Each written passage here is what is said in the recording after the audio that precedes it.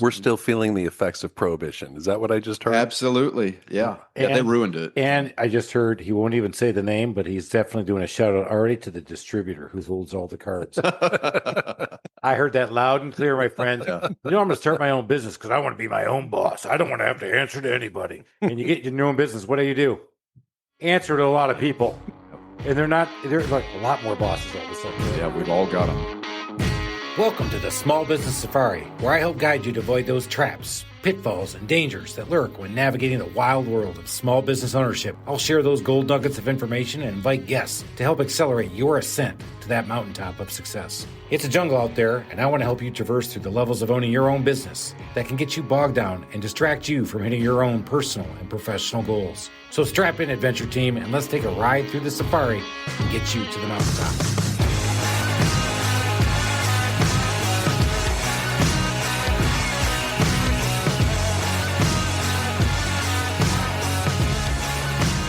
Did listen to our last episode. We had the charcuterie board lady on, who is the gathering board.co, and she brought us food. And Alan said, Chris, for next week, I'm going to save my charcuterie board and come back. So I put it in the fridge here in the house. And what's he doing? Chomp, chomp, chomp, chomp, chomp, chomp. And after I told him, don't chomp, chomp, chomp, and chomp, chomp, chomp it. I'll be right back. All right. I'm telling you. We're going to put. I'm a food snot. And? It's fantastic. Right. I mean, every single ingredient is fantastic. So Alan has been chewing on this stuff for a little bit, guys. And I'm telling you, that last episode, a lot of fun. These guys have a lot of great ideas, but more importantly, they have some great food. Mm-hmm. Yeah, I'm not lying. I had some too. So, but what goes best with food?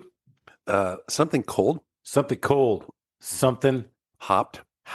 Something carbonated. We like carbonation. Mm-hmm. And where do we start this podcast 3.5 years ago? Drinking beer, talking about business. And we're right back here 3.5 years later, drinking beer and talking about business. And what are we drinking, Alan? We are drinking Six Bridges. And I've got my favorite beer. There's Medlock IPA. And you've got Suburban Sombrero. It's a Mexican lager, I believe. You know, I really think Six Bridges should sponsor the show. I really think they should come on the show. How many times have I said that about a beer, light beer, every beer we've ever had, Anheuser-Busch. Nobody's bit yet. But guess what we've done?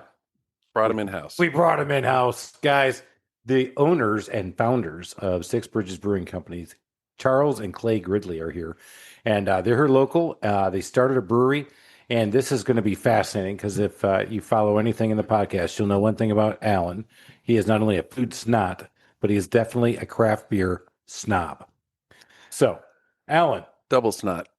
All right. No, I will tell you, I've lived in, so Johns Creek was just recently voted the best suburb in the country to live in? Something like that. Mm-hmm. And I've lived here for 30 years. And I will say, the schools are amazing.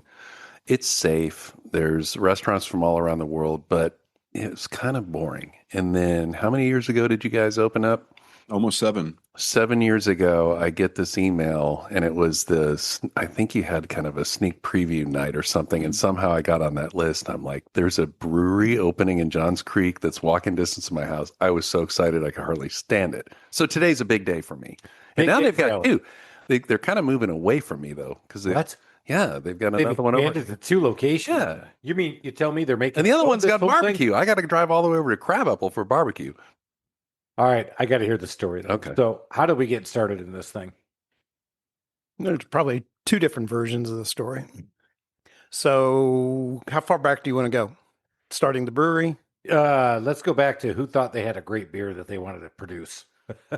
Probably my son. We were both homebrewers. Okay. And so we were going down different paths. I was on the dark IPA world, and Clay was looking at everything else. Try this, try that, try that. And then we got to a point where we were having fun doing it. And I was getting ready to retire. He was ready to not be a fireman. And the laws changed in Georgia that breweries could do this. And so as I was retiring, Clay comes up and says, Dad, I've got a great idea on what to do with your retirement money. And what to do with your money. With my money, yes. Kids don't change, do they, Charles? No, they don't. Just don't change. And so we formed this business together, and it's been a blessing since day one. We found out we were the first father-son brewery in the state of Georgia, so another little check on the box to enjoy. So what'd you do for a living before the home brewery? I mean, where was the paycheck and the retirement money coming to see this from? I was always born an engineer. And so I was always making the widgets, change the widgets, but still a manufacturing process. And most of my life I worked for in the telecommunications industry. And so I was able to do very well in that and squirrel away some bucks. And when the day came, my advisor said, go for it. And then Clay caught wind of it and said, Dad, friend, buddy, pal. Friend, buddy, pal. Yeah. It doesn't sound... You know, when your kid comes to you and wants to do anything, how do you say no? I always said, if my son said, hey, Dad, let's rob a bank, I'd be like, oh, okay. Yeah. You know? Well, we were tailgate buddies to begin with. And so we were always joined at the hip and chicanery and stuff like that. So it was easy to say yes. All right. So here we go. We got the idea. So Clay, again, thank you again for being a firefighter. Again, I don't think a lot of people understand just the dangers you guys went through. How many years did you do that? 9. Yeah. And which branch were you in? Or I was with Cherokee County. okay. Yeah. Okay. So you saw some stuff then. Yeah. When people call 911, they're not having a good day. So Yeah. So here we go. So now we're going to go beer. Did you have a business plan? Because it's one thing to make a beer that tastes good, which, by the way, guys, it tastes phenomenal. Got my first swig in. But did you have a business plan or idea? And talk us through that idea. let's see. At the time, we were going around to different craft breweries in the area, and they were saying we can't make it fast enough, and they had all these bottlenecks in place because they were not prepared to grow. So with my father's background, being in manufacturing and all that he's done, we were able to look at their processes and say, oh, we can do better with this. So, we laid it out from the beginning where we were able to meet demand and kind of pivot with things and still be nimble at the same time. So, I think we definitely thought we'd be a little more hands-on than we are. We end up being keyboard jockeys most of the time, like running a business, and it's not too often we get to brew. I will say he does get to distill when he has some free time, but yeah, I think we, at least myself, I underestimated that. I thought I would actually be brewing a little bit more, and no, I'm behind a computer all day. So, you're distilling too? Yes. Is that available in the breweries? Not yet. Okay. well, our cocktails are, but as far as our bottled stuff, we're still working on that. We're aging some stuff right now, and we're working our way up. So, what are you working on? A bourbon? Single malt whiskey. Okay. And then a bourbon. we've got some rum aging as well. So Nice. Alan, get back here. Alan, you can't get it yet. Get back. Sit back down, Alan.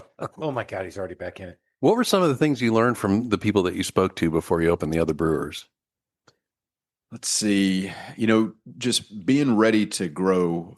With a lot of the existing breweries out there, they were having problems. When they had to grow, it cost them 2 or 3 times as much because they would have to go back and redo some of the infrastructure. So we looked at it and kind of planned larger infrastructure than we needed. It was a big bite in the beginning. Yeah, so you're taking a bigger leap. Absolutely. Yeah, capital intensive up front, but here we are. We've been open 7 years and we still have a little bit of room to grow with it. So stuff like, the heating, the cooling, the cold storage, the plumbing, and all of that, all the key components with it. It was a huge bite in the beginning, but still now, whenever we want to grow, it is literally plug and play.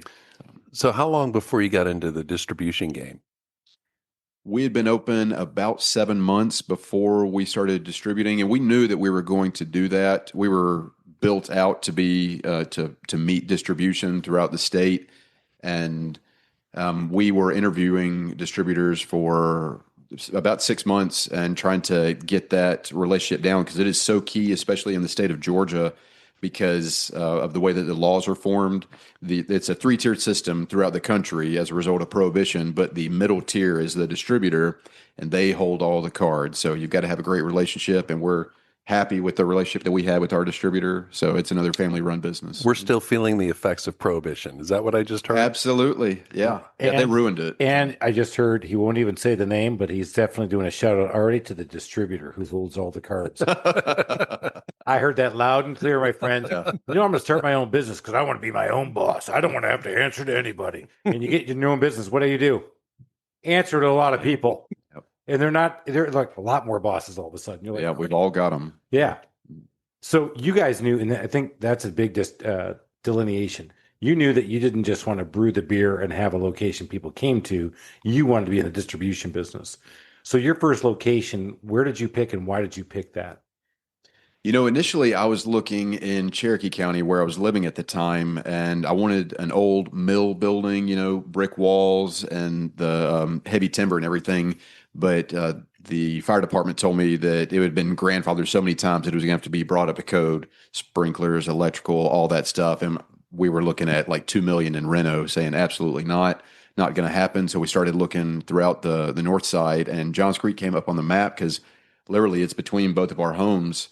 And we found this space that was available, and then we spoke with the city about it, and they interviewed us and said, "Hey, wait, we love it. Let's do this."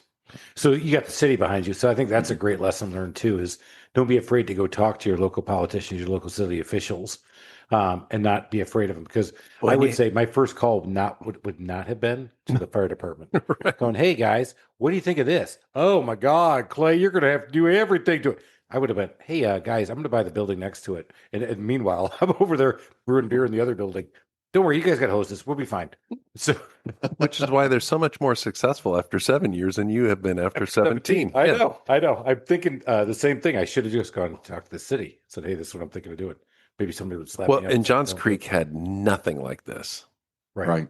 So they definitely were receptive. Yeah. Absolutely. And in 2017, the community development director told us, at that conversation, she said, wait, stop. We love this.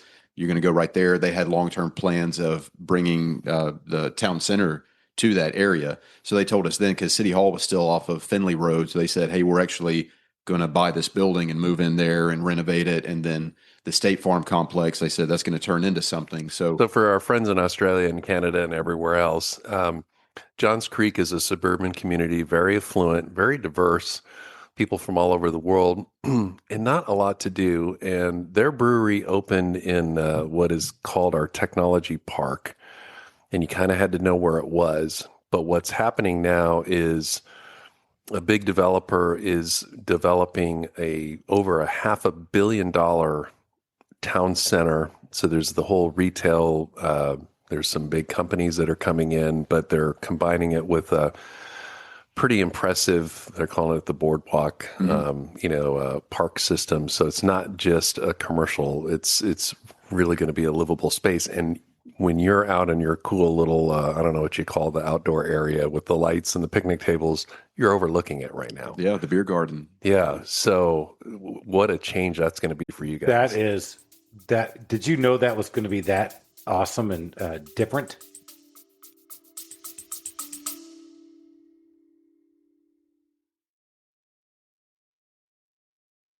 Yeah, I got a book for you guys. It's called From the Zoo to the Wild.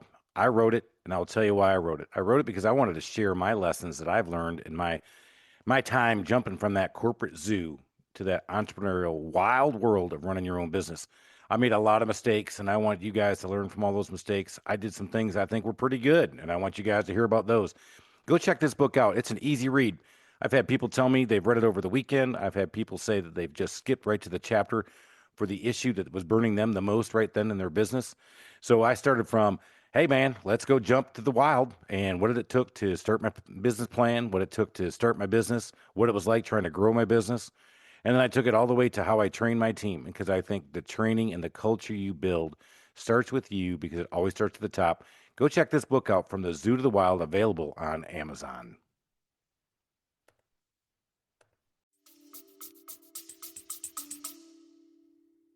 Charles? No, it exceeded those expectations because you're so used to what that campus looked like. And when they just started moving things around, said, wow, it's really taking shape and it really looks interesting and we're excited. Well, and a lot of people are going to go, oh, lucky you or whatever. But you also had to put up with, okay, you're on the back end of this technology park that's not super vibrant. And then State Farm moves. Mm-hmm.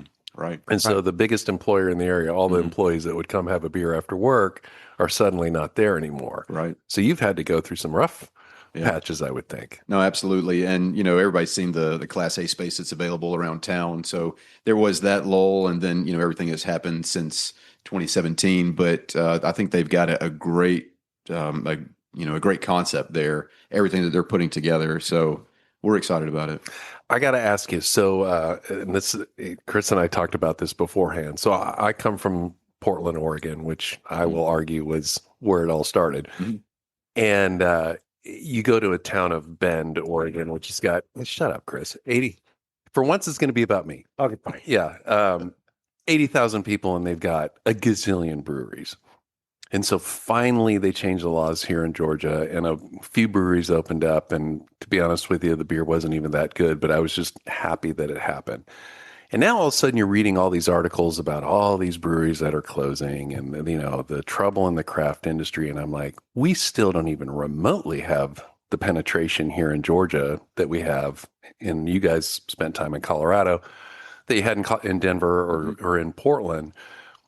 What is your opinion? I mean, I think there's people who probably opened a brewery that didn't know how to make beer. There are people like, had the foresight to have the space to expand and thought about distribution. Part of it is, in my opinion, you just have to have a place that people want to hang. And, and you've created that in your brewery. I mean, and so there's so many breweries that closed down. I'm like, yeah, but the beer wasn't that good and the location wasn't that good. But I mean, but I still see these articles like, doom and gloom. What's your opinion on the industry itself? First of all, Georgia is, when you talk about breweries per capita, I believe it's at 48, and correct me if I'm wrong. So even though there's, 12 million people in the state of Georgia, when you talk about per capita, it's very low on the list. And then also the consumption per person is quite low as well, as it tends to be throughout the southeastern United States. So, I know you look at it and say, okay, there's a lot of people say there's too many breweries, but I think it's actually just kind of that equilibrium point. It's getting there, it's swinging how the market does with the sector. But like with my position, or with us, we were homebrewers, but I think better now, we'd be better off having an MBA in the positions that we have running our business instead of a background brewing. So, there's a lot of people that make that jump from a home brewer to this, and we're fortunate we have a fantastic team. His experience in the corporate world, and everybody in our team making it happen. So we're fortunate there. But I think the sector is just kind of balancing out a little bit. It's been pretty tough the last few years with everything that's going on in the world, and that's for all businesses, but especially brewing. So in your positions, you guys really aren't doing the brewing or the thing you thought you were getting into business to do. But to Alan's point, do you find it to be successful, to get beyond distribution? You've opened up a second location. Mm-hmm. Do you have to have something else to offer people? Is it the location? Is it the offering? What is it? I think you need to check a lot of boxes, honestly. We got into distilling because we saw a demand for spirits and, the gluten-free and everything with that. We're looking at getting a wine license, a farm winery license, which is something in Georgia where it's related to the agricultural product. And, we do events, live music, trivia, music bingo, all kinds of stuff. Trivia night is huge at your place. It's very popular. It's quite competitive too. It is. I got asked to go on a trivia team. Normally I'm pretty good at it. I didn't help at all. Yeah. It was tough. So I can't remember the last time I went. I can absolutely remember, but I remember I've not been asked back. I was asked. They're like, "Hey, Chris, you know sports?" I'm like, "Yeah." Sit down. Boom. Sports section, right? All this arcane stuff. I was like, "Nope. Yep. Nope. Nope." They Star Wars comes up. We're like, bang, bang, bang, bang, bang. They're like, "You didn't help much." I'm like, but I didn't know the Star Wars stuff. I mean, I got that, but you're right. In sports, we sucked. So no, I've not been asked back. So you guys have figured out. Is that what you're in your positions? Is that what we're doing? I mean, obviously, Charles, you're working on distilling some, but you're also working on how to keep the existing concerns going. I mean, it sounds like they're really staying a step ahead. I mean, they're thinking about what's next. Absolutely. And, keeping one of the things with my job is keeping lean inventory, lean practices with our stuff, because there's so much cash floating around. And just, our business as an example, everybody can probably relate it to their own. I assume your audience is a lot of entrepreneurs. Entrepreneurs, guys either starting to start a business or guys trying to scale a small business. Girls too. And gals. I said guys because I'm from the Midwest. But, with us, we've got, it's all about cash flow. We talk about this constantly, where we've got cash on the shelves that's cans of, raw materials, the cans that are there, the grain, the hops that are in the cooler, than the beer that's in the tank that's fermenting, and the beer that's packaged in our cooler, and the beer that's at our distributor. I mean, it's all just cash sitting there. So, unless you just have tons of it, just piles of it laying around, you've got to keep it lean. And we try to do that as best as possible. He's got great experience, and I've learned a ton from my father. So grateful for that. Is the engineering background coming in handy with all this? When he lets me. Oh, let's talk. Dad, you and me, all right? Let's put the kid on mute for a minute. Well, let's back up just a little bit, because when we got started, I think the Georgia Craft Brewers Guild was putting out a seminar. I do it once or twice a year. Says, so you want to open a brewery? And it was basically exposing you to all the things that you would have to consider. If you got to do the business plan. And so we did straws, and I got the short straw. But I got with the Small Business Development Center out of Athens and got with them, and they helped me write a business plan, which I had never done before. That turned out to be received really well by our financer. We had the right contractor. We had a good architect. So we had all the plans in place to say, these guys know what they're doing. They've got a good business plan. The economics are there. You've got a good design. We'll go with it. And so it's worked out from that. Let me ask about the business plan a little bit, because I've asked this question a couple of times, and the answer is always interesting. You wrote the business plan. It got you the money. Have you looked at it since, and have you followed it, and do you refer to it? We've looked at it for our expansions and modified it for that. So it goes to a much higher level when you're starting to add on to your Well, basically, the follow up on that is, now that you're in 7 years, and if you were to go back 7 years and rewrite the business plan, what would be different? Well, I don't know if I have long enough to answer my side. One thing that we likely didn't anticipate, I think when we got our brewer's permit, we were the 86th brewery in Georgia. And when it topped out before this recent contraction, I think it was at 168, something in there. So virtually double. So we did not anticipate the amount of competition that came. And it was pretty much all around the Atlanta area. So that shows you the impact that the law that went into effect in late 2017, what that did. It was quite encouraging. But we were one of the last breweries of our size to open up. There might have been one or two after us that were our size. The rest of them were much smaller, town center type locations, lower volume, no distribution, a lot less overhead too. So right. So you said, boy, what would you have done different after 7 years? So, short story, 17 years into it, a scab. I did refer back to my business plan, and every year I use as an annual review technique for me. And I pretty much shelved that program in about 10. After 10 years, I stopped doing it because I had outgrown where I thought I was, and the pivot points didn't even look like my original business plan. And kudos to you for doing the small business plan, because I did the same thing. I went to SCORE before I started mine, and I learned so much. It wasn't that I had to have an A paper. It was the fact that I had to go through the mental gyrations to get there.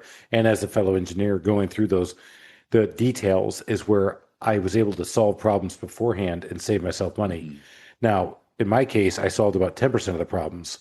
So I cost myself 90% of the money. I think in your case, it's probably the exact inverse. So kudos to you guys for doing the way you did it. But when you look at it now, do you go back and do an annual planning process? Do you guys sit down and say, all right, what's pie in the sky? What's this next year going to look like? Do you guys have that program? I think we review what we read in the information on a national basis and then a regional basis as to where the business is trending.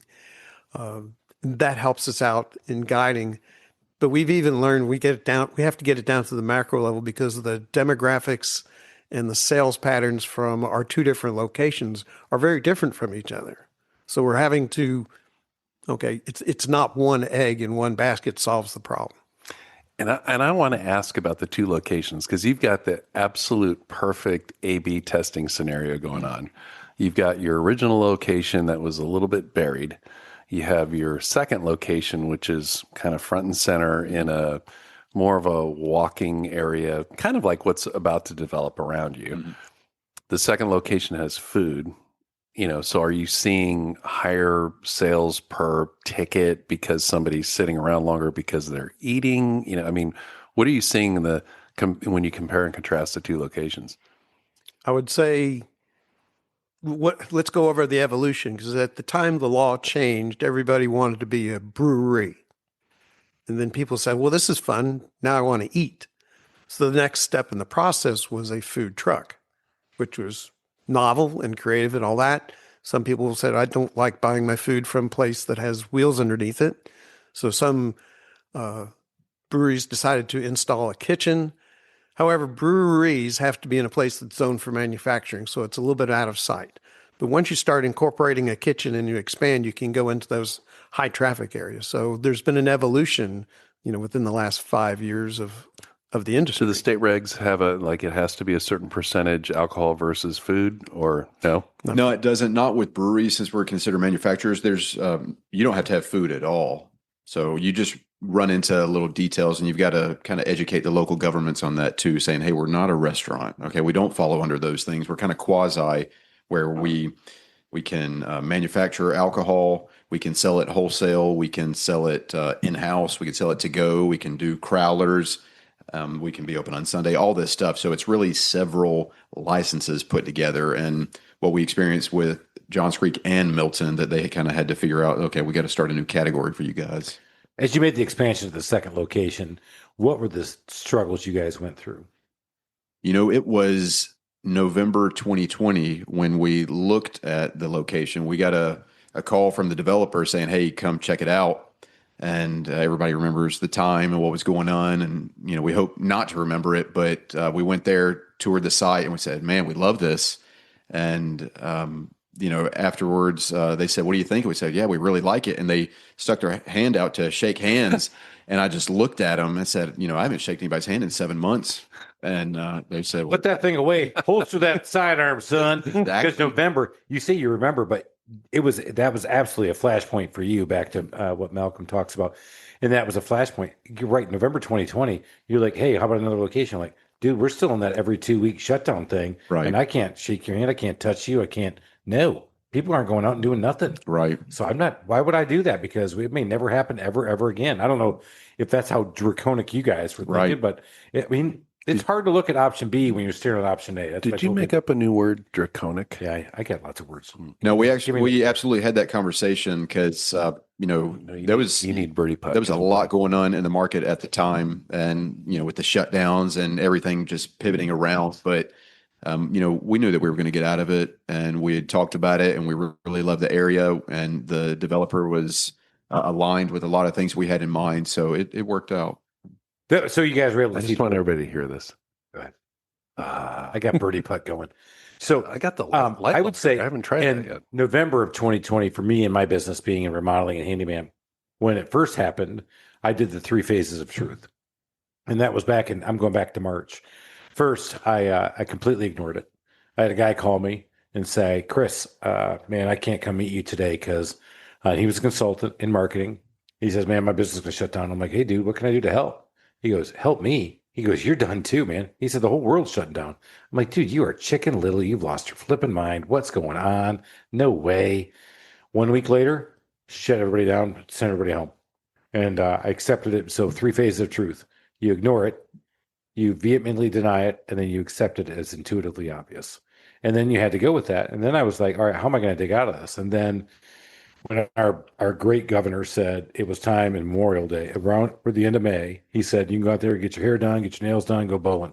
Don't care. Just follow these things. Yeah. And I said, rock and roll, man. Our phones didn't stop ringing. I was like, man. And I told people, for the first time ever, I'm in the best place ever. And then what I couldn't do, I couldn't find material.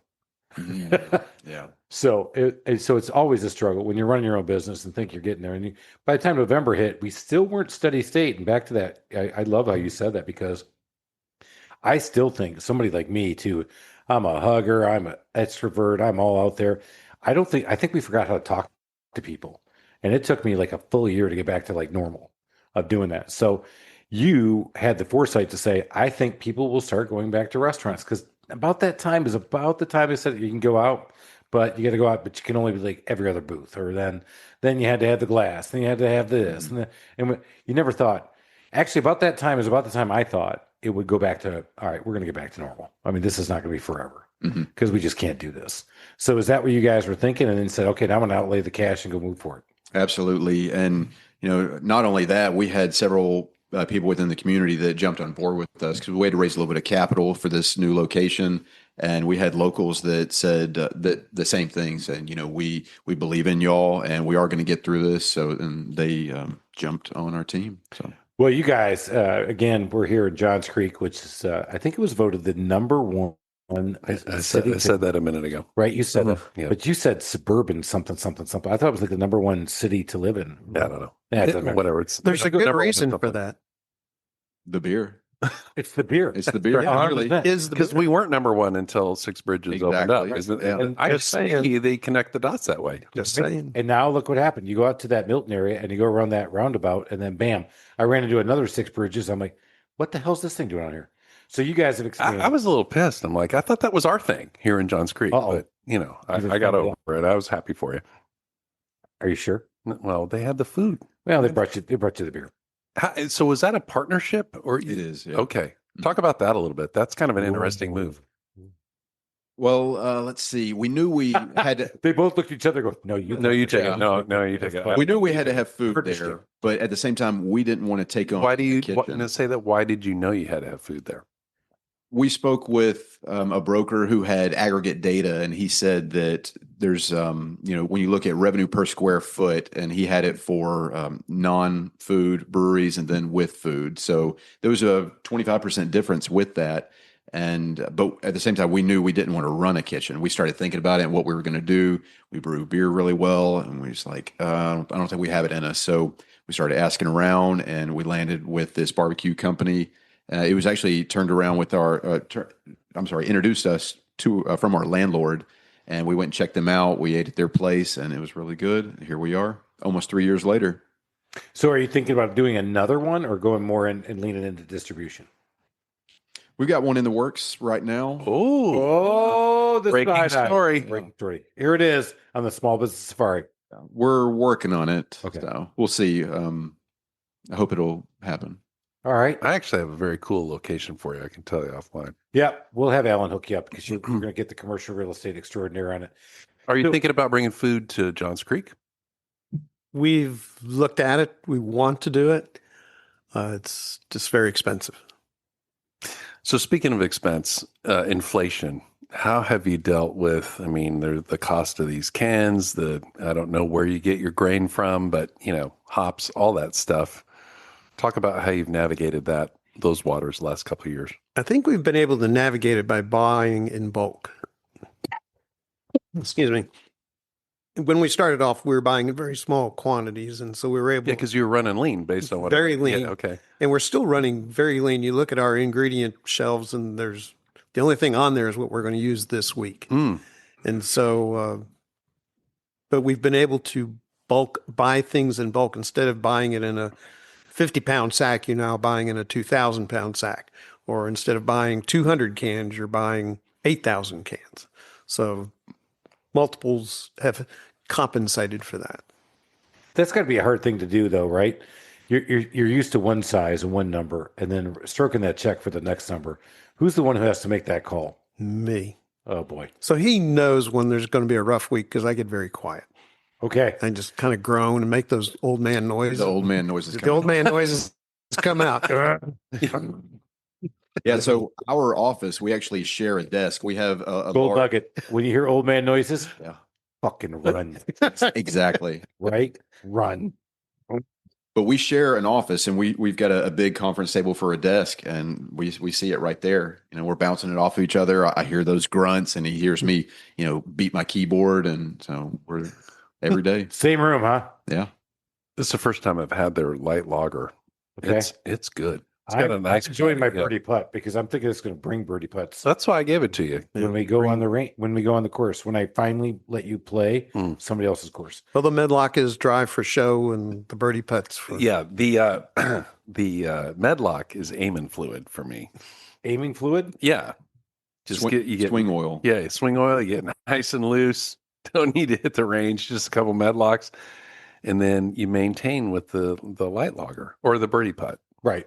That's why I said, time for me to sober up. Got to switch to light beer. I got to drive soon. What? All right. That's new kids. Don't worry about that. Don't worry about that. Uber, Chris. I always Uber or I do my podcast in my basement. So what's next for you guys? You're talking about expansion, distribution. Is there an exit strategy? Is there a play where you're trying to get out? You think you guys just want to ride this thing out and this is your long-term game? Well, there's two of us, and there's a day or two difference in age between us. I probably have an exit strategy at some point, but it's no time soon. We have a couple of gentlemen that are rather large CFOs in large companies, and they're helping us determine that value and giving us a feel for what it's like out in the market should we want to, be receptive to an offer or something like that. But right now, there's too much blood, sweat, and tears on the floor and in the production area. What's the favorite time of your week? What's the favorite thing you do every week? I'm going to tell you what my favorite thing that they do is. Yeah. Because I appreciate it. My son is a high school teacher. And on Thursdays, you've got $5 pints for teachers. And I just think that's the coolest thing. Yeah. And they just go hang out, and it makes them so happy. And so I want to thank you for that. Sure. My favorite is Saturday afternoon. I will come and not stand behind the bar or go in the office. I come as a customer, and I go around and talk to people at the table, and they look at me where I'm one of the owners here, and then they warm up, and then they want a tour, want to hear the story, and that's the connection that we wanted. Before we started, we would meet at a restaurant, and one of the owners would come out and talk to you and entertain you. So it was, I want to go there and talk to CT and get something to eat and drink. You would go for that interaction with him. And so we wanted to bring that along with our presentation.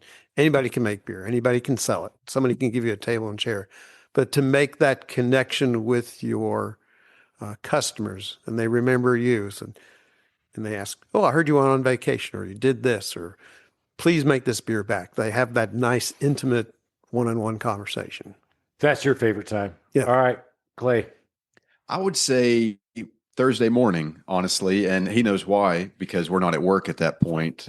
We go to a men's group on Thursday morning. It's a faith-based men's group discussion, and instead of reporting to work first thing in the morning, we'll go there, and it's about a dozen of us, and we'll have a conversation. It can be, topical, whatever's going on, but it is faith-based, so just discussing that. And it's an easy morning for me because I'll go in, we'll have breakfast, we'll have an hour-long discussion there.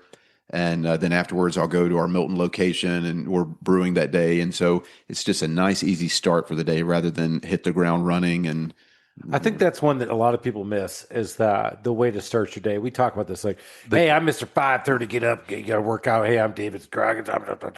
And I'm the same guy. I actually get up, I work out 5:30, 6 o'clock. But there are days when you do that. It's because this bod doesn't come by accident. Because this bod eats and drinks a ton. And that's the only reason I'm still not 350 pounds. earn your beer. I earn every ounce of it, my friends. But there's something to be said about that because that gives you time to introspect and respect. And very grounding. And it is. And it's very grounding. And, whether you do it with faith or whether you do it with meditation or whatever it may be for you, I think a lot of people miss that, is that we feel like we got to run 100 miles an hour. And I'll never forget my dad saying this to me. It's that first time he came to meet me and see me in Charlotte, and I was going to take him to a restaurant, and I missed my exit. But I missed my exit going 80 miles an hour. And we did the loop around Charlotte and came back, and he goes, "You may know where you're going, but we're not getting anywhere fast." Attaboy, Sam. That's my dad. So that's the thing, right? Sometimes you just got to slow down. And I say it to my sales guys, slow down and speed up. So that's great that you say that. All right. You guys got into this because you were craft brewers. Are you doing any craft brewing other than are you doing your distilling over there in the doctor shop? Are you doing any more brewing? What are we doing? So I still write all of our recipes, and I do that every day for both of our locations. I enjoy doing that. The distilling is all his project there, where I might source the ingredients, but he's the one doing the recipe and getting everything planned out. Yeah, I get crap from the brewers. They say they spend all day putting the alcohol in, and you turn right around, Pops, and take the alcohol out. What gives? Love it. I love it. So That's fun. how do you so the trends, I mean, like sours, for example, kind of became a big deal for a while. I mean, not for me, but for a lot of people. I mean, are you you notice I haven't Yeah. opened that one yet. Yeah. Are you kind of looking at the landscape and seeing what's out there, or are you Absolutely. trying to okay. Yeah, absolutely. And our sales manager is really good at that. He's got his hand on the pulse with that, and it's a dynamic market right now. We got into spirits around 2020, and at that time, RTDs were becoming a thing. Ready to drink cocktails, and now they're everywhere. So we try to get into that market. Didn't have a whole lot of success. Those are the cocktails in a can, right? Yeah, canned cocktails. Which I've had some of those. I'm shocked at how good they are. Yeah. Yeah. They do a good job with them. There's a great company here around Atlanta called Tip Top that does a fantastic job. A little plug there for them. But yeah, the canned cocktails, seltzer became a thing. Now NA is really popular. So, you just got to stay nimble with it, be really flexible. Going back to the sours, we just put out my favorite sour. It's key lime sour. And I like to brag that Publix makes their pie taste like our beer. Ooh, I may have to have that sour because I'm with Alan. I'm not a sour guy, but I suppose if it was 1,000 degrees in August here in Georgia, have you had a key lime pie from Publix? I have. And they're yummy. yeah. So maybe a key lime sour might be good on that hot day in August. We make it just like the pie. So we'll put graham cracker in the mash. We use key lime puree. Are you kidding me? We do milk sugar, vanilla lactose. We'll add vanilla to it, the milk sugar, and then there's even a little whipped cream involved. Are you? How do you? Alan, are you not hungry right now? Well, I'm just kind of curious. Okay, so you're kind of set up for volume and distribution, and you have a crazy idea like this. You don't know if it's going to taste good. So do you do a small batch before you how do you do that? So our Milton location has a 7-barrel system, which is about 210 gallons. Our system in Johns Creek is 930 gallons. So yeah, we can test something over in Milton and try it out, see how it is. We've made the key lime pie several times before, and people ask for it again and again. We usually make it when it starts to heat up. So yeah. But yeah, you don't want to. There you go. You don't want to. It's 1,000 degrees. You and me are drinking one of these things. Yeah, I think so. But you definitely want to do a pilot batch. You don't want to do 1,000 gallons down the drain. No. Interesting.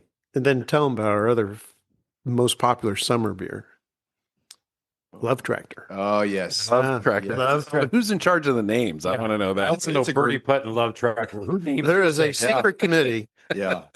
Now it's a group effort with the names, but Love Tractor is our annual peach IPA where we'll source Georgia peaches. We'll get fresh peaches from a farm.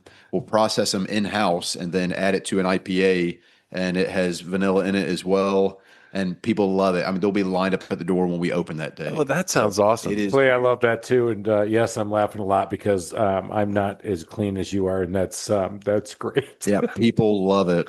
We actually have people on a waiting list wanting to come and peel the peaches. We've gotten calls from California if we can ship it, and yeah, people come in and volunteer their time to peel. So community effort. Do you take them up on that? Absolutely, yeah, because it takes about a dozen people a full day. So that reminds me, I was out in Phoenix visiting a buddy, and there was a brewery out there, and everybody in Phoenix has a lemon tree out in their yard, and citrus trees, and so they just had a deal where people would bring in the citrus from, and then they would put it in their beer.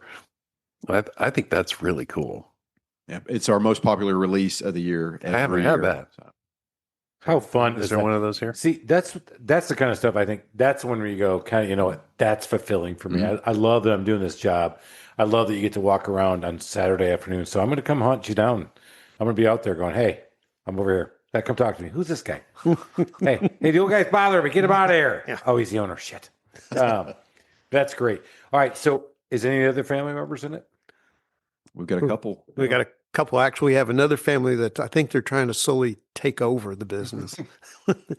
Initially, when we started, there was a young man that they lived nearby, and he came by and had some of our beers and enjoyed it so much he wanted to work for us. So he initially started off as a bartender, and then we found out he had other skills.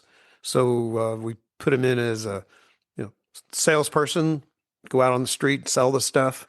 Then we gave him an opportunity to be a general manager in the brewery. And right now he is actually doing all of our marketing, label design, social media, that's his wheelhouse. And so that was one of the key things that we've done is we've found people and utilized what is their strength. And then later on, we hired his mom to be our general manager, and she is, as we say, she's now the mom of the place. It used to be just a frat house.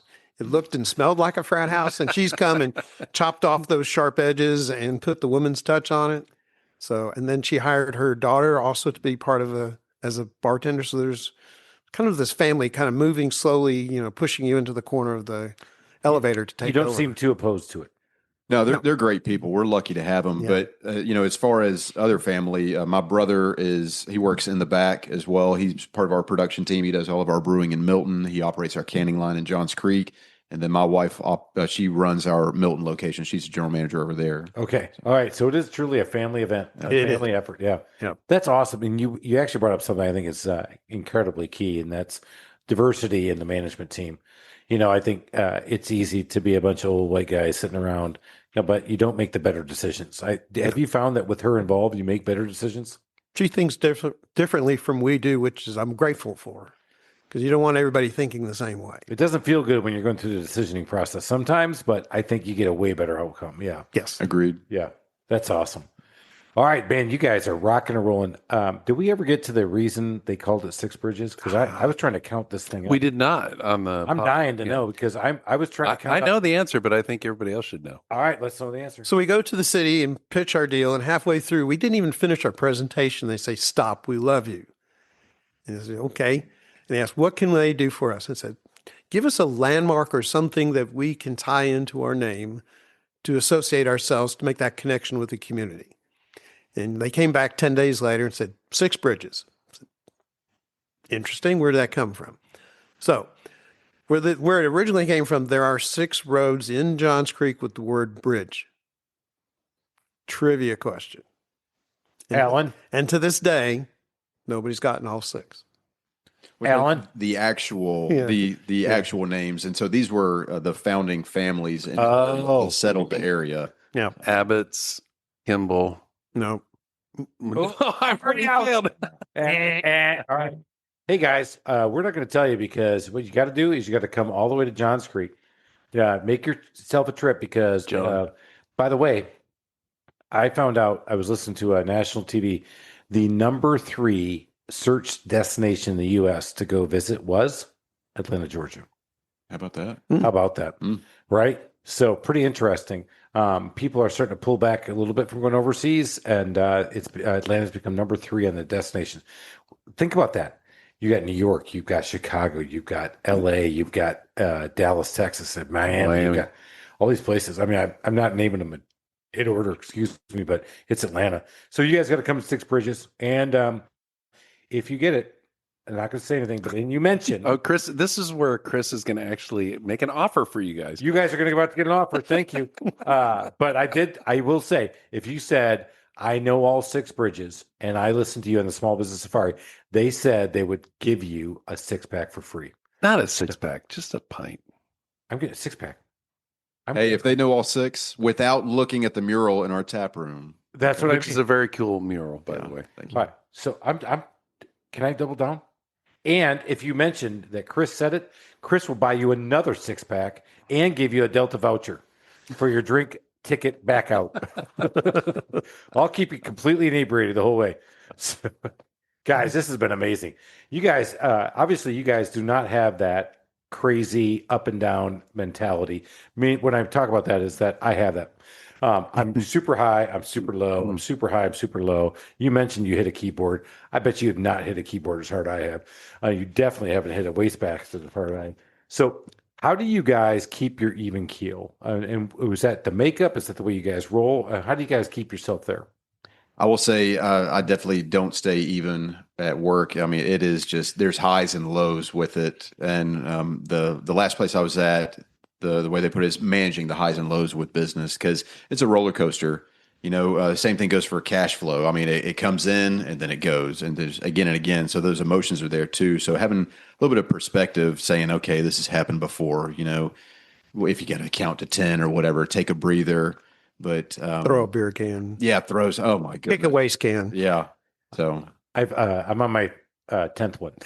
Actually, they've given me one with a target on it now. And this one's plastic. It's given a lot more. But I've stopped kicking a lot because after 17 years, I'm just getting older and tired.